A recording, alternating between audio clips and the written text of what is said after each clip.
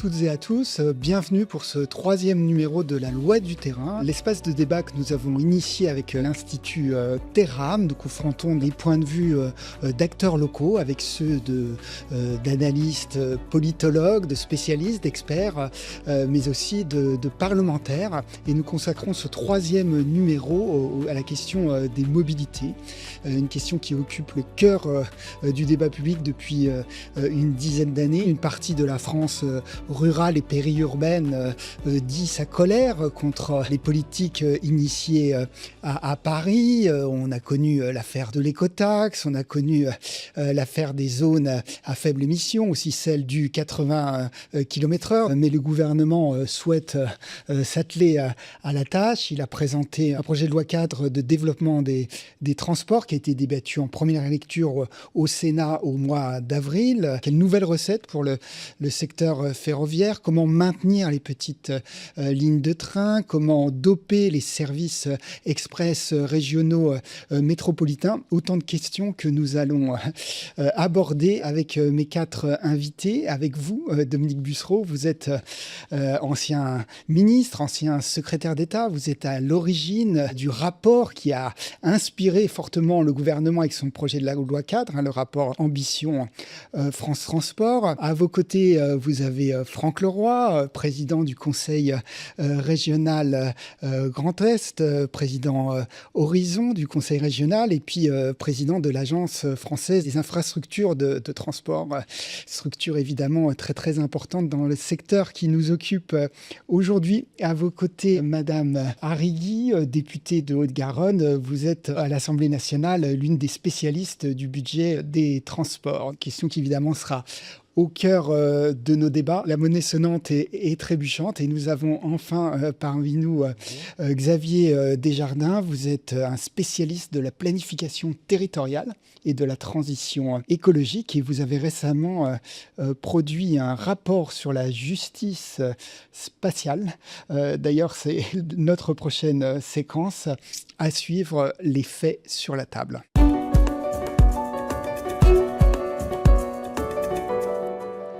Xavier Desjardins, dans le rapport que vous avez publié la semaine dernière dans le cadre de l'Institut Terram avec votre collègue Jacques Lévy, vous abordez la question de la justice spatiale. Est-ce que vous pouvez nous dire quelles conclusions vous pouvez porter sur cette question précisément des mobilités et puis quel est l'état peut-être des inégalités territoriales ou pas, hein? Vous battez en brèche un certain nombre d'idées reçues dans votre rapport. Merci beaucoup pour votre question et pour votre invitation. Alors effectivement, dans ce rapport, on s'interrogeait sur les injustices que vivaient les Français et s'il y avait une géographie, d'une certaine manière, des injustices vécues, avec notamment en ligne de mire les propos que vous énonciez dans l'introduction, l'idée que peut-être dans les zones périurbaines ou rurales, on le ressentait plus fortement. Et en fait, ce qu'on a vu, c'est finalement cette étude nous a bousculé. Alors c'est une étude qu'on a faite à la fois sous forme de sondage et d'entretien qualitatif, et j'en donne les résultats, je dirais, très, très globaux en quelques minutes. La première chose qui nous a beaucoup surprise, c'est que quand on interroge les gens, savoir si ils ont subi des injustices dans le choix du lieu d'habitation, c'est-à-dire qu'ils ne vivent pas là où ils auraient désiré, eh ben, c'est très contre-intuitif par rapport au débat contemporain, mais c'est principalement en ville qu'ils ont l'impression d'avoir subi des contraintes, notamment à cause du coût du logement. Deuxième élément qui était intéressant, on se posait une question plus globalement. Est-ce que vous êtes, je dirais, satisfait de la vie que vous menez? Avez-vous le sentiment d'avoir réussi votre vie? Là aussi, résultat assez contre-intuitif, mais très intéressant. On a 3/4 des gens qui nous répondent qu'ils ont globalement le sentiment d'avoir réussi leur vie, avec un niveau très similaire, quels que soient les types de territoires. Des différences très importantes en matière de genre, en matière de composition familiale, de métier, mais le territoire n'apparaît pas comme une variable très importante. Par contre, quand on demande aux gens de se projeter dans le futur, est-ce que vous considérez que dans le futur, vous pourrez accomplir votre vie, etc., projetez-vous dans 10 ans, les contrastes sont gigantesques. 75% des gens de Paris pensent que leur vie va s'améliorer. C'est 50% des gens de la banlieue parisienne, c'est 22% des gens du périurbain francilien. Et puis quand on prend dans d'autres régions, c'est la même chose. En fait, on a un gradient très différent. Je pense que ça nous met sur quelque chose de très important aussi sur la question de la mobilité. C'est qu'en fait, il y a effectivement des difficultés très fortes dans les partout, sur tout type de territoire, et très forte dans le milieu périurbain et rural. Mais je pense qu'en plus, c'est pas forcément les lieux dans lesquels on souffre le plus, mais les lieux dans lesquels on a le plus d'inquiétude par rapport aux transformations de certaines politiques, mais aussi globalement de l'économie, enfin bref, de toutes les transformations qui les affectent. C'est ça qu'on a particulièrement noté dans ce rapport sur la justice territoriale. Xavier Desjardins, merci beaucoup. Nous allons entrer dans le vif du sujet avec votre rapport. Dominique Bussereau, quel diagnostic vous posez dans ce C'est pas mon rapport, Jean-Baptiste, c'est le rapport d'une conférence, Ambition France Transport. Il a un peu votre nom.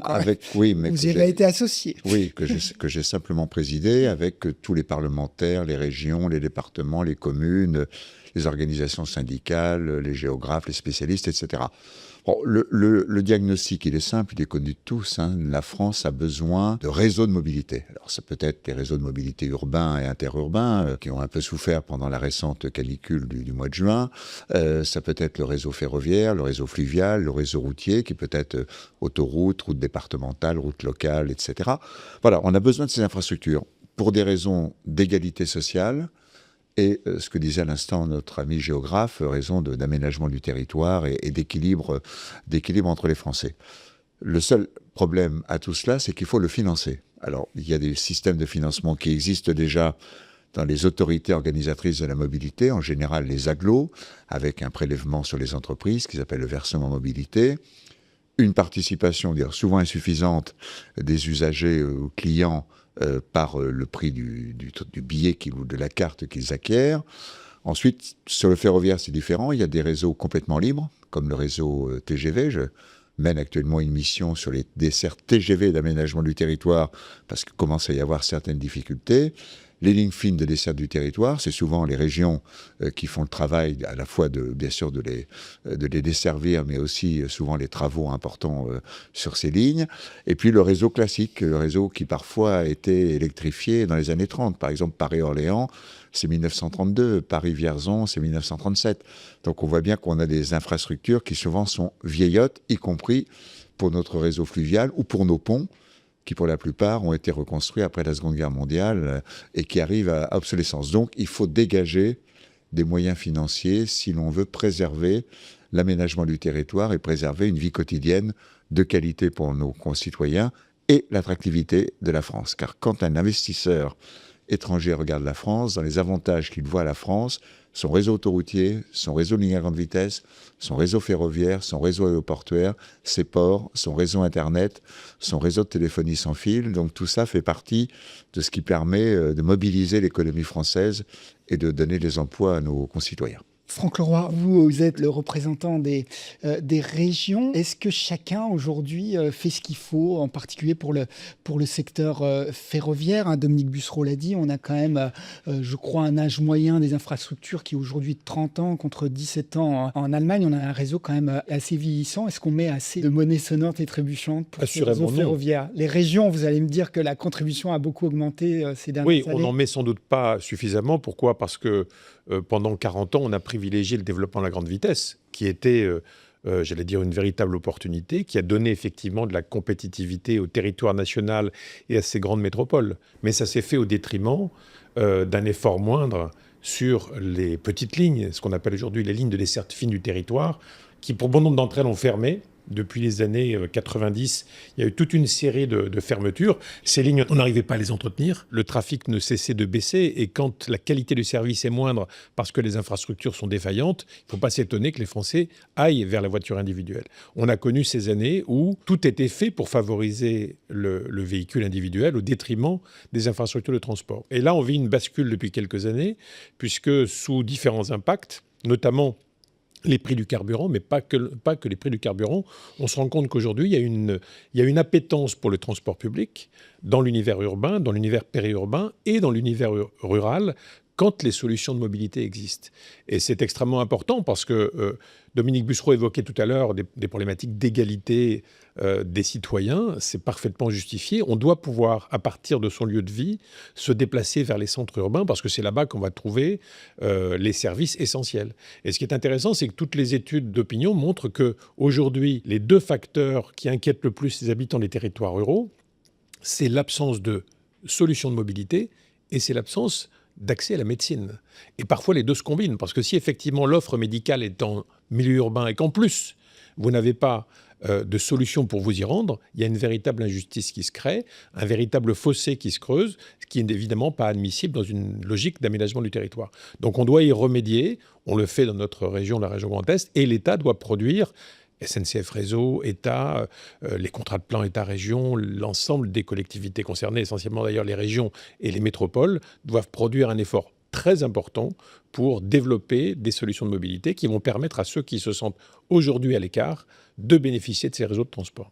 Christine Arrigui, est-ce qu'on peut sauver les petites lignes que mentionnait Monsieur Leroy? Parce qu'il y a eu une contribution dans le cadre d'Ambition France Transport de la SNCF qui dit noir sur blanc que 10 000 km de lignes sont menacés si on n'agit pas entre 2028 et 2038. C'est encore possible de sauver ces petites lignes?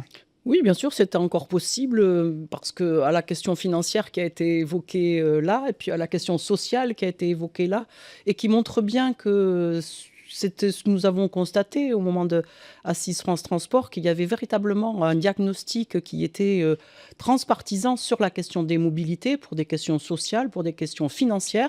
Et je rajouterai bien sûr la dimension environnementale, puisque aujourd'hui, vous avez oublié un élément dans la longue liste que vous avez citée en introduction, qui est celle relative à la question la canicule, et la canicule donc des gaz à effet de serre. Il est impératif, impérieux, indispensable pour toutes ces raisons de trouver des solutions qui soient autres que la voiture thermique et qui soient évidemment supportables, soutenables financièrement par tout un chacun. Vous avez cité également la question de la révolte, mais qui est aujourd'hui une incompréhension de nos concitoyens à ce qu'on ne puisse pas leur proposer des transports de proximité. Quand, en effet, le temps des choix, c'est le titre du rapport du Conseil d'orientation des infrastructures, est venu de celui des transports de proximité pour toutes les raisons financières, sociales et environnementales. Nous faisons à tous les trois le bon trio de la responsabilité que nous avons devant les concitoyens en regard des exemples qui ont été donnés par notre confrère géographe. Donc, bien sûr qu'il faut non pas sauver les lignes à desserte fine, mais nous devons nous préoccuper aujourd'hui du réseau ferré national qui est, on l'a vu, moi je fais toutes les semaines l'aller-retour entre Paris et Toulouse en train. Il n'y a pas très longtemps, là, il a failli y avoir des émeutes à la gare Matabio de Toulouse parce que il y a 40% des trains qui ont été annulés du fait de la canicule. Des gens se sont retrouvés en rade dans des wagons sans climatisation et on ne peut pas expliquer, comme l'a dit M. Castex, à l'ensemble de la population, les personnes fragiles ne voyageaient pas. Donc il y a un droit à la mobilité et elle s'impose souvent et puis nous approchons des vacances. Et donc, on ne peut pas répondre comme on est en train de le faire par l'abandon de certaines lignes, alors même qu'il y a un besoin de mobilité qui est très important, puisqu'effectivement, desserte fine, c'est aussi déserts médicaux, c'est aussi fermeture d'écoles, c'est aussi fermeture de postes, et c'est aussi le vote du Rassemblement national. Xavier Desjardins, Christine Arrigui évoquait le droit à la mobilité, le droit au transport public, mais est-ce que ce droit existe vraiment quand même quand on a 45% des communes dans lesquelles il n'y a pas d'accès au transport public, quand un tiers des Français sont obligés de prendre leur voiture puisqu'ils n'ont pas d'autre choix? Enfin, c'est possible? Est-ce que c'est un vœu pieux ou pas? C'est un vœu qu'il faut continuer, mais effectivement, non, il n'existe pas parce qu'il a eu mal à se matérialiser et qu'en fait, effectivement, comme le disait aussi Monsieur Leroy tout à l'heure, en gros, des années 60 jusqu'au début des années 2000, l'instrument d'aménagement du territoire des zones rurales, c'était l'automobile. Et qu'effectivement, on se retrouve aujourd'hui, on a changé de paradigme d'une certaine manière, et donc on se retrouve face aux difficultés que vous énoncez. Je rajouterai deux petits éléments pour la discussion. C'est qu'effectivement, je dirais qu'il faut un tableau qui doit être nuancé. Il y a quand même eu aussi sur ces 10 dernières années quand même beaucoup de réinvestissements importants pour la desserte des zones périurbaines, qui ont d'ailleurs beaucoup été portés par des régions, par des investissements, et aussi beaucoup d'autorités organisatrices de mobilité, de petites villes et de villes moyennes, qui ont des périmètres qui se sont élargis et qui donc souvent ont étendu l'offre de transport public plus largement. D'ailleurs, c'est plutôt autour des petites villes et des villes moyennes qu'on a eu ces extensions de périmètre que les plus grandes. Donc il y a quand même eu un mouvement important, mais nettement insuffisant par rapport aux demandes. C'est-à-dire, c'est effectivement, quand on voit l'effort, il existe, mais effectivement, ce qui est impressionnant, c'est le différentiel entre l'effort qui est fait et la demande qui crée évidemment toutes ces frustrations et ces difficultés. Puis, troisième élément où j'ai envie de revenir, parce qu'on en débat, c'est l'équation du financement. C'est qu'en fait, elle est quand même redoutablement complexe parce qu'en fait, on a le sous-investissement des décennies passées que vous avez, avec vos collègues dans le rapport, tout à fait bien montré, je crois, d'environ 3 milliards d'euros par an pour les prochaines décennies pour combler le retard, plus l'adaptation au changement climatique, qu'on évalue autour de 300 millions d'euros par an. Et encore, je pense qu'on évalue très mal, il faudrait reprendre les calculs, parce que voilà, le réseau s'abîme, on est obligé d'avoir la climatisation des rames, etc. Donc ça a un coût. La décarbonation. Alors sur l'ensemble des infrastructures, Jean Pisani-Ferry calculait que c'était, avec ses collègues, que c'était 8 milliards d'euros par an. Donc on voit bien, si on met le retard d'investissement, la décarbonation, l'adaptation au changement climatique, le tout dans un contexte où dans certaines régions on perd des habitants, donc des contribuables et des clients, effectivement on peut dire que l'équation est quand même assez redoutable. Enfin, celle qui est devant nous est quand même assez compliquée. Dominique Bussereau, cette équation, elle est tenable aujourd'hui. Enfin, vous proposez dans le rapport, dans la mission que vous avez présidée, de porter l'effort de 3 à 4,5 milliards pour la modernisation du réseau ferroviaire. Aujourd'hui, c'est tenable dans l'état actuel des finances publiques? Ces 4,5 milliards que nous avons évoqués viennent à la fois de financement public, de partie de l'État, également d'une contribution du groupe SNCF. C'est-à-dire que quand un train circule sur une voie ferrée, il paye un péage. Les bénéfices de SNCF Voyageurs ne repartent pas à l'État en dividendes. Ils reviennent à SNCF Réseau pour l'amélioration du réseau. Donc c'est une boucle vertueuse qu'il faut préserver, avec l'arrivée de la concurrence, qui est un élément nouveau également sur les lignes à grande vitesse. Il y a ce que peut dégager le réseau ferroviaire lui-même, en ce qui concerne le train. Il faut voir également le fluvial, le routier, etc. Mais on est plutôt là sur le ferroviaire. Ensuite, il y a l'effort des régions, est très important. Ce qu'a fait la région Grand Est que préside Franck Leroy est tout à fait remarquable. Ils ont, avant même que les CERM existent, créé 600 ou 700 trains supplémentaires chaque semaine en gare de Strasbourg, qui est devenue la deuxième gare de France après les grandes gares parisiennes, ou la région Aquitaine, en faisant des TER radio entre Libourne et Arcachon. Donc, il y a des initiatives des régions, initiatives de l'État. On peut également réfléchir à la contribution des voyageurs. Alors, pas tellement sur les grandes lignes TGV, mais peut-être sur les lignes régionales, où finalement les régions ne font payer aux voyageurs qu'environ 15 à 20%, 22, 23% maximum du coût réel du transport. Et puis j'ai un regret. Ce regret, il est lié à votre introduction de tout à l'heure. Je parle au président de la FIF. Si on n'avait pas stupidement, je mets 2 traits sur stupidement, supprimer les cotaxes, Franck Leroy, tu aurais 8 milliards d'euros chaque année pour la FIFT, ce qui est l'équivalent à peu près de la LKW Maut allemande que tu connais bien, de l'autre côté du Rhin, et qui permettrait à la fois de gérer les besoins des grandes agglomérations, des grandes villes, la régénération du réseau ferroviaire.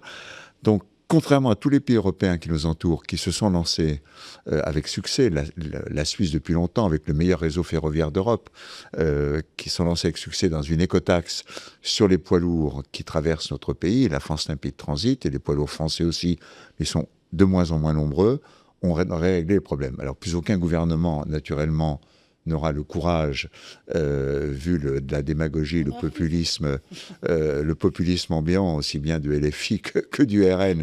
Je ne vois pas un gouvernement ayant le courage de remettre l'écotaxe, mais ça aurait réglé et ça réglerait beaucoup de problèmes. Alors, certains élus locaux, quand même, mettent en place l'écotaxe, c'est votre cas. Absolument. Franck Leroy, ça va vous rapporter combien là, au sein de votre région? J'explique un peu les choses. Depuis le 1er janvier 2025, nous expérimentons, avec l'accord de l'État, la gestion des routes nationales de 525 km de routes nationales. Et nous avons indiqué à l'État que nous étions d'accord pour gérer ces routes à condition d'avoir une recette dédiée. effectivement, l'écotaxe aurait été la recette idéale et on ne discuterait pas aujourd'hui d'infrastructures de transport si l'écotaxe avait été votée à l'époque, ça c'est clair. Et donc l'idée c'est de mettre en place... Pardon Franck, elle avait été votée. Elle avait été votée. Mais la loi n'a pas été appliquée. Oui, ce qui en plus aurait pu entraîner les membres du gouvernement devant les assises pour concussion. Heureusement, aucun contribuable, heureusement pour eux, n'y a pensé. Je crois que ça a coûté 10 milliards au total pour rembourser les sociétés qui étaient... C'est une concussion. Et donc en réalité, on a décidé de prendre notre destin en main. Pourquoi ? Parce que nous avons un axe Nancy-Luxembourg, qui est aujourd'hui totalement saturé compte tenu des mouvements frontaliers qui existent entre notre région et le Luxembourg. 135 000 personnes quittent tous les jours la région Grand Est pour travailler à Luxembourg. Donc vous imaginez l'intensité des transports, tant sur le plan routier que sur le plan ferroviaire. Et nous avons un axe Est-Ouest qui part des limites de l'Alsace, à Phalsbourg exactement, qui rejoint la région parisienne, qui est un axe, on va dire, parallèle à l'autoroute A4. Et les camions, depuis des années, pour éviter le péage de l'autoroute A4, se sont mis à circuler sur la route RN4, qui pose de gros problèmes d'insécurité, qui est saturée à certains moments, et surtout, en termes de taux d'accident, une route extrêmement dangereuse. Et donc, plutôt que de laisser ces infrastructures continuer à se dégrader, parce que ces défauts de financement depuis des années se sont traduits par quoi ? Par des fermetures de lignes, notamment les lignes de desserte fine du territoire, et pour les routes, par une dégradation de l'état des routes. Nos routes qui étaient les meilleures il y a une quinzaine d'années sont aujourd'hui en 18e position au niveau européen, compte tenu du fait qu'on n'investit pas suffisamment. Et donc, tout repose sur la question du financement des infrastructures, parce qu'encore une fois, des infrastructures qui se dégradent, c'est un service qui se dégrade, et des habitants qui sont contraints de prendre ou de reprendre leur voiture, faute d'un niveau de performance suffisant. Quand on va au travail tous les jours et qu'on vous dit « il faut prendre le train », vous prenez le train si vous avez la certitude que votre train arrivera à l'heure, qu'il sera régulier et que les conditions de circulation permettront à ce train d'arriver tous les jours à l'heure. La fiabilité, la robustesse d'une offre de transport est essentielle dans l'esprit des gens. D'ailleurs, contrairement à ce que pensent certains, ce n'est pas le prix qui pose un problème. C'est surtout le fait que on ne bascule vers le transport public que si celui-ci est fiable. Et de ce point de vue, la fiabilité d'un système de transport repose sur l'argent qu'on y met en infrastructure, de manière à garantir évidemment la qualité du service. Merci beaucoup. Nous allons passer à la prochaine séquence. Des lecteurs de la Gazette des communes vous interrogent dans cette séquence. À vous la parole.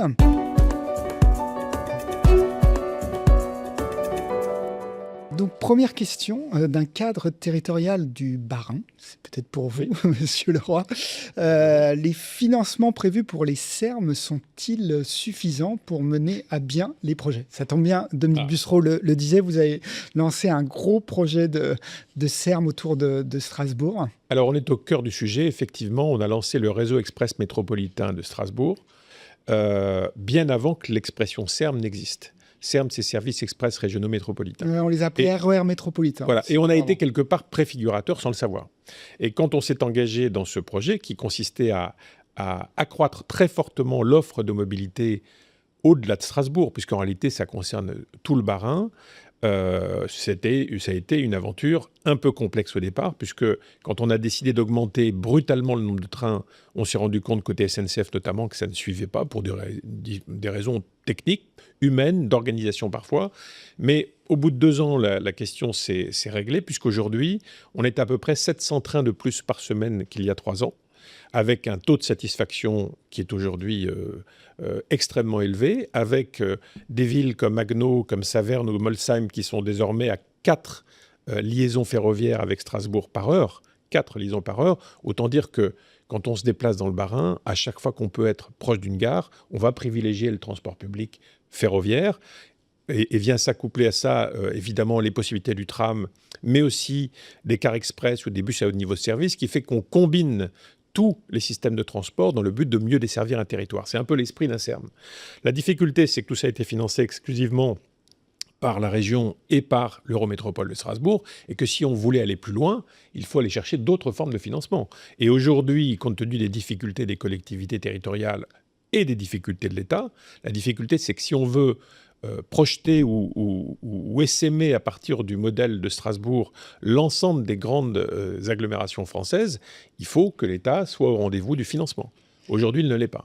Christine Arrigui, c'est possible aujourd'hui de financer, alors je ne sais plus à combien on est, enfin on doit être à 25, 26, 28 sermes je crois. Est-ce qu'il peut y en avoir pour tout le monde? Parce que ça paraît quand même assez colossal, une vingtaine de sermes comme ça, de services express région. Alors il y en a 29 qui ont il y en a un qui m'a 29 échappé. qui ont été labellisés, mais la labellisation, pour l'instant, c'était une première étape d'engagement dans un dispositif qui est issu de la loi de 2023 que nous avons voté, nous en tant qu'écologistes, mais également, le Parti socialiste, mais également GDR, mais également la France insoumise, parce que nous considérons en effet aujourd'hui que la priorité, ça doit être celle des transports en commun de proximité. C'est véritablement ce qui répond au mieux à toutes les discussions et tous les besoins qui sont exprimés par les habitants et les habitants de tous ces territoires.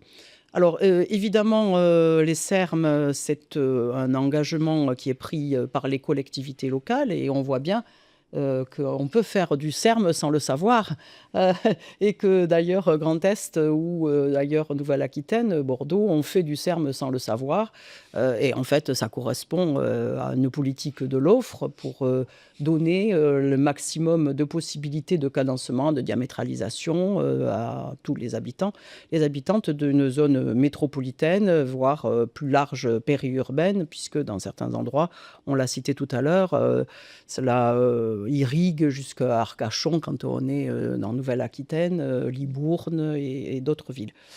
Donc oui, en effet, on peut financer le SERM et les collectivités ne manquent pas de le faire pour celles qui se sont organisées en ce sens. Donc maintenant, la question, et c'est d'ailleurs dans ce cadre-là qu'en tant que rapporteur du rapport spécial transport de la Commission des finances, j'auditionne beaucoup d'acteurs, et bientôt la DGTM, c'est-à-dire l'État. La deuxième étape, puisqu'il y a eu un financement quand même de l'État par le biais des CPER, donc ça, il faut bien le reconnaître. La deuxième étape, c'est l'étape du statut. Et donc, dans la loi, il y avait prévu effectivement l'habilitation, puis un statut.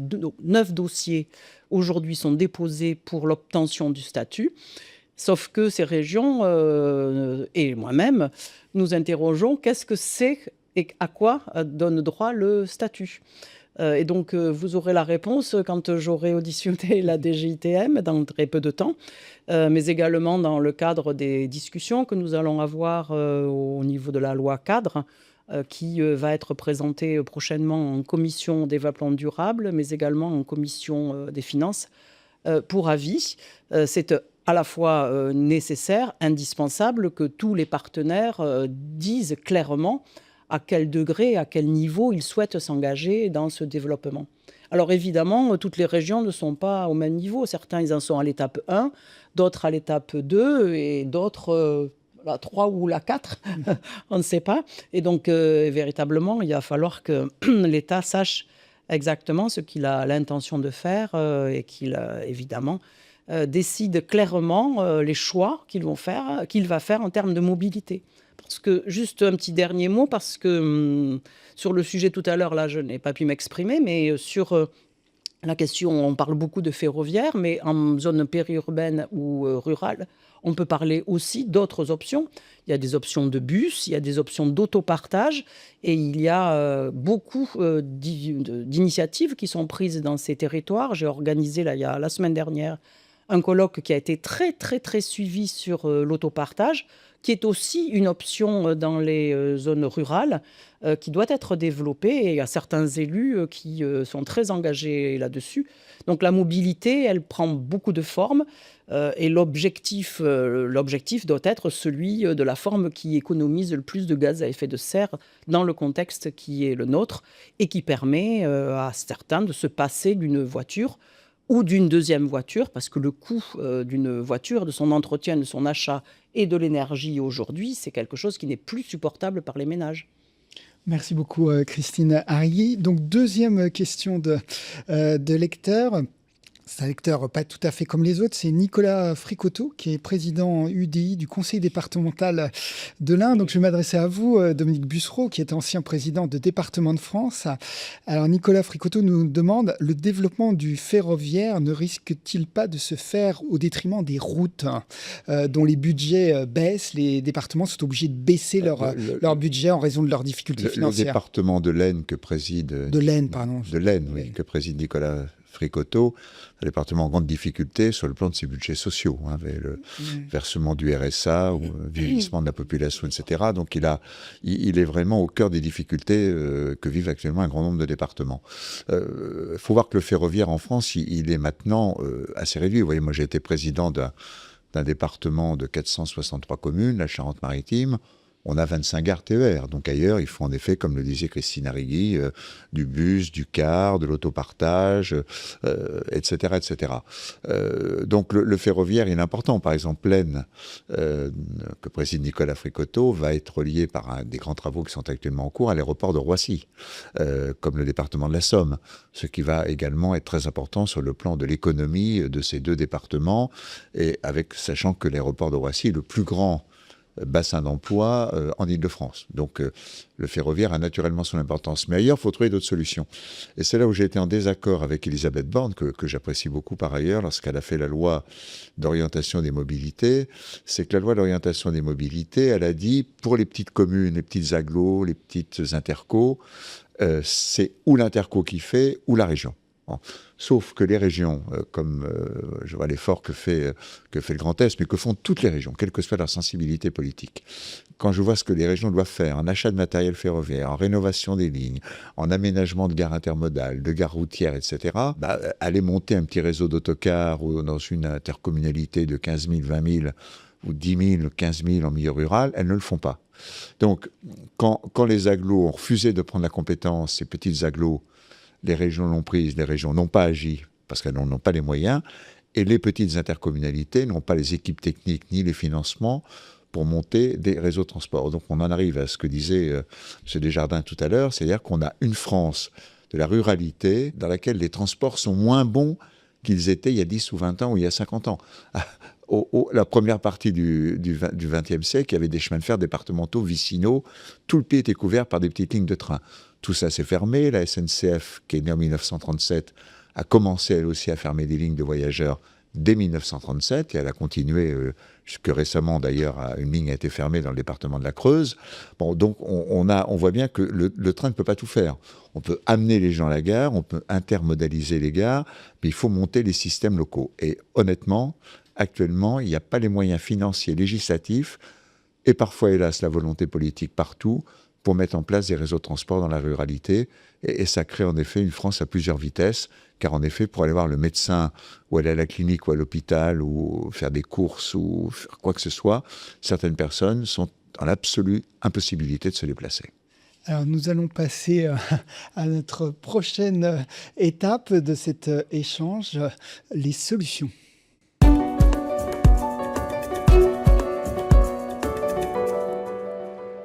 Xavier Desjardins, les solutions en matière de planification territoriale, comment on peut articuler peut-être mieux ces différents acteurs départementaux, régionaux, qu'a pu citer Dominique Bussereau, comment on peut faire en sorte que les mobilités aujourd'hui soient plus fluides? Parce que vous le disiez tout à l'heure, il y a beaucoup d'initiatives locales, c'est très très foisonnant, mais on a quand même le sentiment que le millefeuille territorial peut peser quand même sur ces politiques de mobilité, peut entraver ces politiques de mobilité. Enfin, c'est peut-être pas votre diagnostic. Non, on peut dire quand même quelques fragments de solutions qui sont peut-être insuffisamment aujourd'hui abordés. Moi j'en aborderai une, et effectivement, je suis tout à fait d'accord avec ce que disait Madame Arrigui sur la question les SERM. D'une certaine manière, il y a plusieurs générations, parce que d'une certaine manière, c'est à la fois une politique d'offre, et il y a plein d'endroits où ça a commencé avant, enfin, il y a autour de Strasbourg et d'autres villes, mais peut-être quand même il y a quelque chose qu'en France, on n'a pas complètement réussi autour des zones périurbaines, et je pense qu'il faut quand même se le dire, c'est les questions d'aménagement du territoire. C'est-à-dire que dans beaucoup d'endroits dans le périurbain, on continue à avoir un développement qui est complètement déconnecté des réseaux de transport publics. C'est très variable d'une région à l'autre. D'ailleurs, mon jugement doit être circonstancié. Il y a des régions dans lesquelles, notamment en Alsace, par des raisons aussi d'héritage de forme urbaine d'une certaine manière, on a un développement périurbain plutôt conforme au réseau.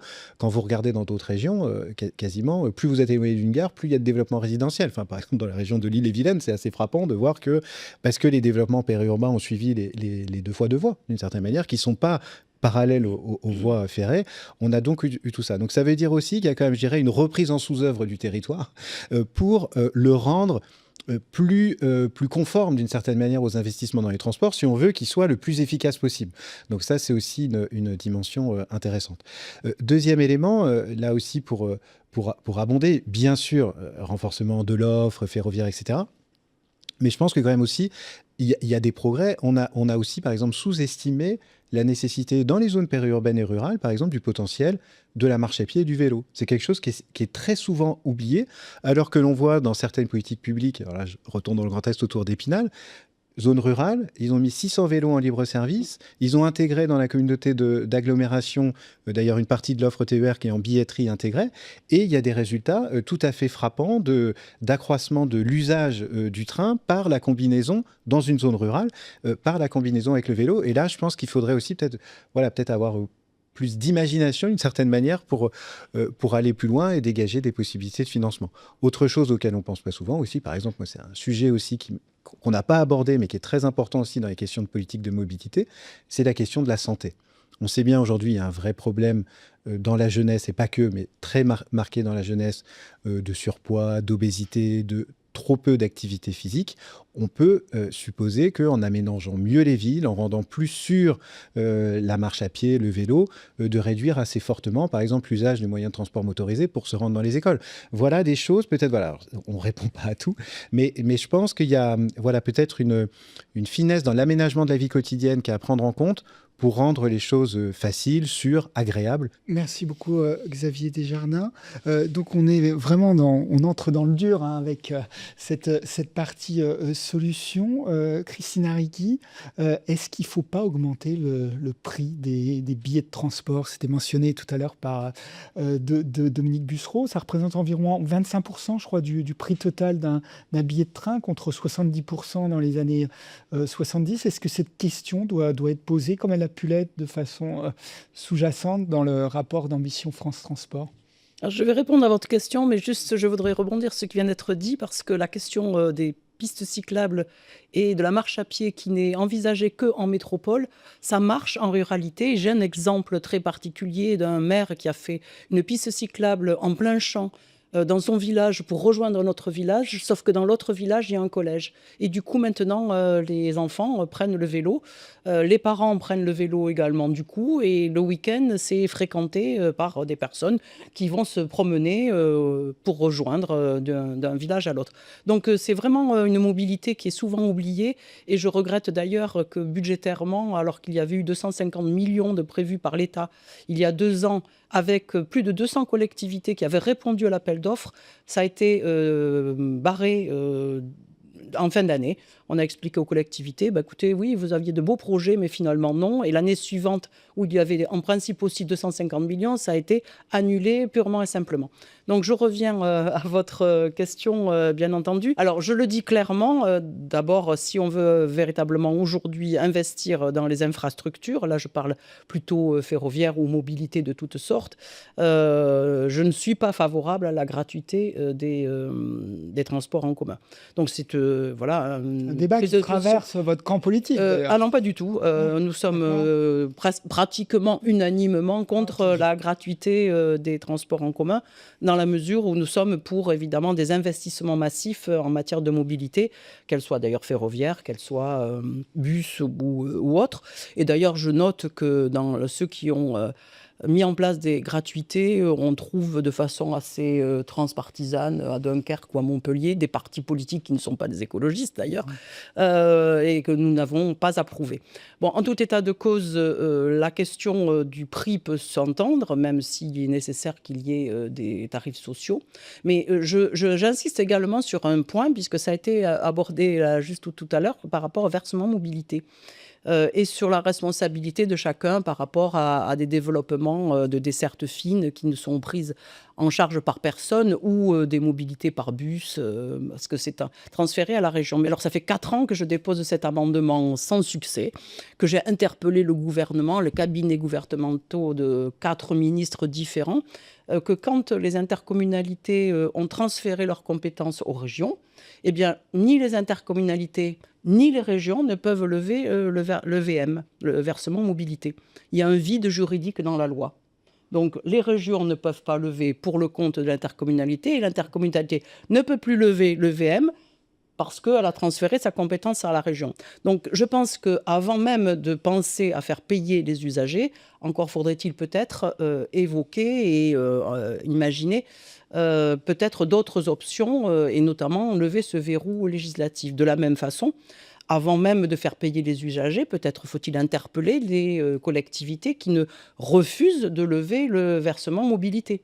Pourquoi certaines collectivités s'appuient sur un outil qui leur est donné par la loi et par le législateur, que ce soit au niveau du VM ou du VM régional ou du VM additionnel, tandis que d'autres politiquement refusent de le faire. Si politiquement elles refusent de le faire, je ne vois pas pourquoi ce seraient les usagers qui devraient compenser cette option qui a été prise, libre administration des communes, je ne le remets pas en question, mais pourquoi les usagers devraient compenser un choix politique qui a été fait par la collectivité.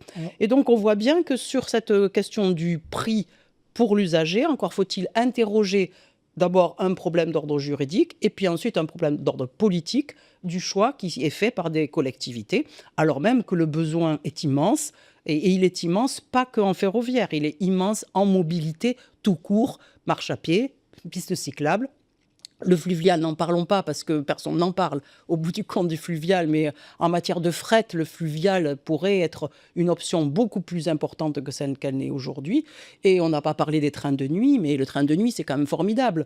On met des boules caisses, parce que bon, c'est un peu bruyant, on s'endort un quart d'heure et on se réveille un quart d'heure. Et donc, en une demi-heure, on a voyagé et on s'est déplacé, plus exactement. Sauf qu'aujourd'hui, les trains de nuit, de temps en temps, je le prends. Vous avez un très bon sommeil, je pense, madame la députée. Écoutez, moi, je le prends régulièrement, mais j'essaie d'éviter parce que le train de nuit, le confort, c'est pas le confort hôtelier. Oui, je vous confirme. Voilà.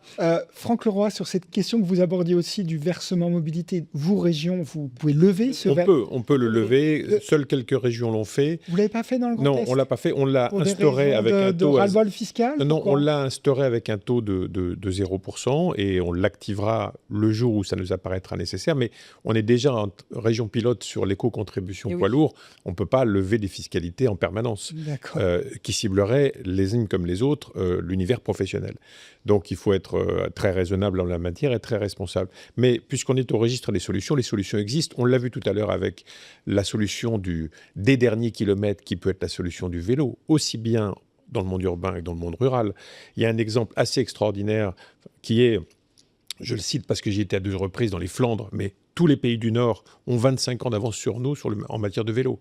Et demain, quand on arrive à combiner vélo en location, avec des formules de location très souples, avec le train, voire avec le tram ou avec le bus, on arrive à un niveau de performance incroyablement plus élevé qu'en France et que dans les pays du Sud d'ailleurs. La tradition du vélo est plutôt dans le nord de l'Europe. Des solutions aussi passent parfois, on l'a testé, par l'ouverture à la concurrence. Mais l'ouverture à la concurrence, au niveau de la SNCF et du TGV, il faut aussi que les nouveaux entrants sur ce marché aillent aussi desservir des villes moyennes, faute de quoi ils se concentreront sur les parties les plus rentables du réseau et risquent de plonger la SNCF en difficulté. C'est d'ailleurs Dominique Bussereau qui va s'attaquer à ce problème-là. Il est très important. Troisième solution importante, l'ouverture à la concurrence sur les petites lignes. On l'a expérimenté entre Nancy et Contrexéville. On dessert Mirecourt, on dessert Vittel. Et en ouvrant à la concurrence à un opérateur qui va, pour l'un, remettre en état les voies qui sont désaffectées depuis un certain nombre d'années, et pour l'autre, organiser le système de train, ça fonctionne. On arrive à des tarifs qui sont des coûts pour la collectivité qui sont à peu près 30% au coût moyen kilomètre pratiqué par la SNCF. Donc ça veut dire que l'ouverture à la concurrence aiguise la concurrence et nous permet d'avoir des offres intéressantes sur le sujet. Dernier sujet peut-être un peu plus lointain, encore que, c'est le train léger. C'est-à-dire qu'on sait aujourd'hui fabriquer des trains Il en existe en Alsace, ça s'appelle Drési, c'est l'entreprise Lor Industrie qui pilote ce projet auquel participe d'ailleurs la SNCF et qui a été lauréat d'un appel à projet national. Ce sont des trains plus légers qui sont à peu près la longueur d'un bus, qu'on peut assembler en plusieurs unités, qui sont des trains à batterie électrique, qui ont cette capacité d'aller sur les lignes, les petites lignes de desserte fine du territoire, qui, parce qu'avec le mode électrique, sont capables de freiner, et la légèreté, sont capables de freiner plus vite, n'impose pas qu'on supprime, par exemple, les passages à niveau. S'il fallait aujourd'hui, sur des trains classiques, supprimer les passages à niveau, ce serait la fin de ces petites lignes de desserte fine du territoire. Par un système de train plus souple dans son utilisation, plus réactif, on peut demain voir des Michelin du 21e siècle sillonner à nouveau nos campagnes. On a connu, je fais partie de cette génération qui se souvenait de ces Michelin jaunes et rouges qui circulaient dans les campagnes. C'est encore possible si on préserve le réseau et deuxièmement, si on invente un système de train moins complexe et moins lourd que les trains que nous avons aujourd'hui qui nécessitent trop de travaux d'infrastructure pour pouvoir les remettre en circulation dans les campagnes. Et croyez-moi, vous allez voir Drési sur Internet, DRAI. J'ai déjà regardé. Et vous allez découvrir un mode de train qui peut être le mode de train de l'avenir et qui peut concerner l'ensemble de nos régions. Un dernier mot, Dominique Bussereau, et après on demandera à Xavier Desjardins de conclure notre débat. Vous êtes d'une dynastie de cheminots, hein, je crois, vous-même. Absolument. Père, mère, grand-père. Mais je reviens sur 3 points qui ont été évoqués par mes collègues. Très rapidement. Bon, il y a Drési, il y en a d'autres. Hein. Par exemple, Lor, mais naturellement, Lor Industrie c'est une entreprise formidable. Il y a à Saintes, en Charente-Maritime, porté par la région de Nouvelle-Aquitaine, des essais d'un autre type de matériel, etc. Bon, on verra bien, mais l'idée est intéressante. Deuxième remarque, je souhaite que quand la loi cadre issue de la conférence Ambition France Transport viendra au Parlement, on revienne sur ce que n'a pas été retenu dans l'écriture de la loi, non pas de la volonté de Philippe Tabarot, je crois, mais à cause d'arbitrage interministériel, la liberté du VM pour les collectivités qui l'appliquent, les versements mobilité.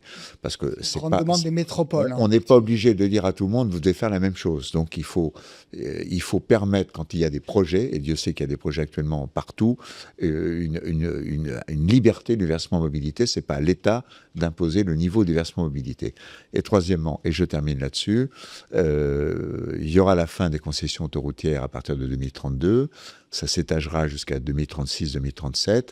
La loi Ambition, la loi cadre issue de notre conférence, prévoit qu'au lieu que cet argent parte en quasi-totalité, à part l'entretien naturellement du réseau, aux actionnaires des sociétés d'autoroute, on revoit complètement le système concessif pour qu'on puisse dégager au bénéfice de l'Agence de financement des infrastructures au minimum 2,5 milliards, sinon plus chaque année, qui aillent dans le financement de toutes les infrastructures de transport dans notre pays. Xavier Desjardins, on va vous demander de conclure notre débat qui était consacré aux fractures territoriales. On voit qu'il y a des fractures territoriales, mais on voit aussi qu'il y a beaucoup de solutions qui émanent de toutes les régions de France. Il y a une sorte de foire aux idées assez impressionnante quand même.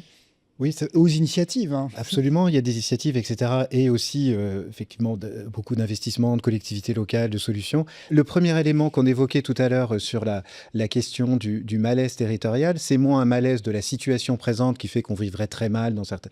Il y a des difficultés partout, mais je dirais, mais c'est ce que je disais dans le premier élément, c'est que la capacité de projection dans l'avenir, et notamment dans les zones rurales et périurbaines, c'est là qu'il y a de plus de gens qui sont anxieux vis-à-vis de l'avenir. Mais en fait, ce que je trouve paradoxal, il me semble qu'il serait possible de donner une visibilité sur les investissements et stratégies à 10 ou 15 ans qui permettent de rassurer, ou pas toujours, mais en tout cas de dire clairement les choix collectifs qui sont faits, parce qu'aujourd'hui on est quand même dans un assez grand... c'est pas visible, donc je pense que c'est important pour les habitants, mais aussi évidemment pour les entreprises qui elles ont besoin aussi de planifier leurs investissements. Ce qui fait qu'en France on a eu dans la question des transports en fait une assez brillante programmation sectorielle, on savait à peu près le faire. Aujourd'hui, et c'est heureux, finalement on réfléchit intersectoriel, c'est tout ce que vous évoquez à travers, en gros, les autoroutes qui vont payer les trains avec la fin du régime des concessions. Et ça, c'est une très bonne nouvelle, je pense, d'avoir cette réflexion intermodale. Mais d'une certaine manière, on n'a pas déplié la carte qui va avec. Et je pense que cette absence de visibilité peut créer des incertitudes qu'il faudrait pouvoir lever. Merci beaucoup Xavier Desjardins, merci quand même d'avoir commencé à déplier cette fameuse carte, la carte et le territoire, disait Michel Houellebecq. Merci beaucoup de nous avoir suivis et à très bientôt pour un nouveau numéro de La Loi du Terrain.